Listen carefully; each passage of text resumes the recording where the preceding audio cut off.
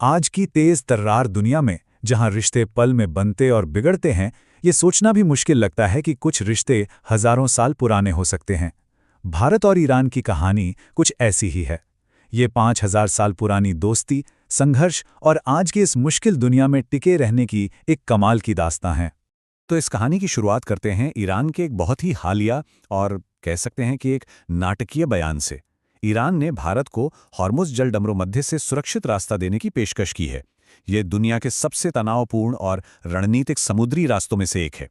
मतलब ये बहुत बड़ी बात है और ये हमें एक गहरे सवाल की तरफ ले जाती है।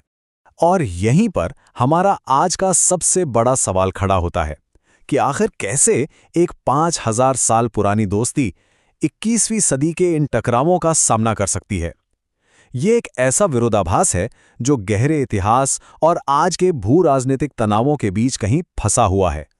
तो इस जटिल रिश्ते को समझने के लिए हम एक अलग रास्ता अपनाएंगे। आइए इसे एक छोटी डॉक्यूमेंट्री की तरह परत दर परत समझते हैं, ठीक वैसे ही जैसे कोई फिल्म मेकर अपनी कहानी को बनाता है। तो चलिए शुरू करते हैं। किसी भी अच्छी डॉक्यूमेंट्री का पहला कदम होता है रिसर्च, यानी कि गहरा शोध। और इस कहानी के लिए हमें हजारों साल पीछे जाना होगा। जरा इस टाइमलाइन को देखिए। ये सिर्फ तारीखें नहीं हैं, ये एक साझा सफर है। सिंधु घाटी के व्यापार से लेकर मुगल और सफवी साम्राज्यों के शाही दरबारों तक ये रिश्ता हजारों सालों से सांस ले रहा है और लगातार विकसित हो रहा है। और सबसे दिलचस्प बात जानते हैं क्या है? ये प्राचीन इतिहास सिर्फ किताबों में बंद नहीं है, ये हमारी जिंदगी का हिस्सा है। हमारी भाषा में, हमारे खाने में जैसे बिरयानी, और यहाँ तक कि हमारे खेल कबड्डी में भी, जिसे ईरान में जू के नाम से जाना जाता है। ये एक जीती जागती, सांस लेती हुई साझा विरासत है। ठीक है, तो हमारा रिसर्च का काम पूरा हुआ। अब एक फिल्म मेकर के तौर पर हमें इस सारी जानकारी को एक कहानी में पिरोना होगा। और आज के दौर को समझने के लिए हम कहानी कहने का एक क्लासिक तरीका इस्तेमाल करेंगे। हम इस्तेमाल करेंगे 3 एक्ट स्ट्रक्चर का। ये कहानी कहने का एक क्लासिक तरीका है। एक शुरुआत जिसे हम भूमिका कहेंगे, एक मध्य यानी संघर्ष, और एक अंत यानी समाधान। तो चलिए देखते हैं कि भारत ईरान की आधुनिक कहानी इसमें कैसे फिट बैठती है। हमारी कहानी का पहला एक्ट है भूमिका। ये वो दौर है जब 1950 में आधुनिक राजनयिक संबंधों की नींव रखी गई, और ये नींव उन हजारों सालों के ऐतिहासिक भरोसे पर बनी थी जिसे हमने अभी अभी देखा। फिर आता है एक्ट 2 संघर्ष। यहाँ कहानी में एक बड़ा मोड़ आता है।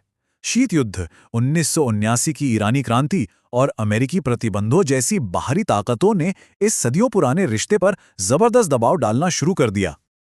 और अब हम एक्ट 3 में हैं, जिसे हम समाधान कह तो सकते हैं, लेकिन ये कोई हैप्पी एंडिंग वाला अंत नहीं है। ये आज की मुश्किल हकीकत है, जहां भारत और ईरान तमाम बाहरी दबावों के बावजूद अपने हितों के लिए मिलकर एक मुश्किल रास्ते पर चल रहे हैं।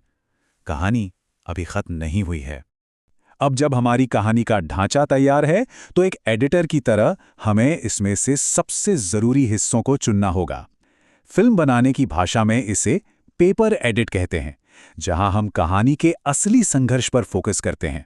मतलब सारी गैर जरूरी चीजों को हटाकर हम सिर्फ कहानी की आत्मा पर, उसके असली संघर्ष पर फोकस करते हैं।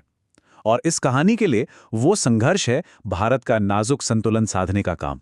ये एक लाइन आज के दौर के इस रिश्ते की पूरी सच्चाई बयां कर देती है, और ये तस्वीर इस संतुलन को बिल्कुल साफ कर देती है।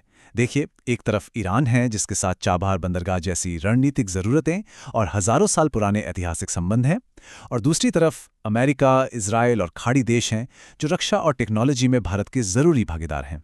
भारत इसी कूटनीतिक अस्सी पर चल रहा है। तो अब वक्त है हमारी डॉक्यूमेंट्री के फाइनल कट का। सारी कहानियों और संघर्षों को मिलाकर जो एक तस्वीर उभरती है, वो आज की सबसे महत्वपूर्ण रणनीतिक परियोजना पर केंद्रित है, और वो है चाबहार बंदरगाह। ये नंबर देखिए, 72 किलोमीटर। ये सिर्फ एक दूरी नहीं है, ये भारत समर्थित चाबहार और पाकिस्तान में चीन के बनाए ग्वादर बंदरगाह के बीच का फासला है। यह हिंद महासागर में प्रभाव के लिए एक भू राजनीतिक शतरंज की बिसात है।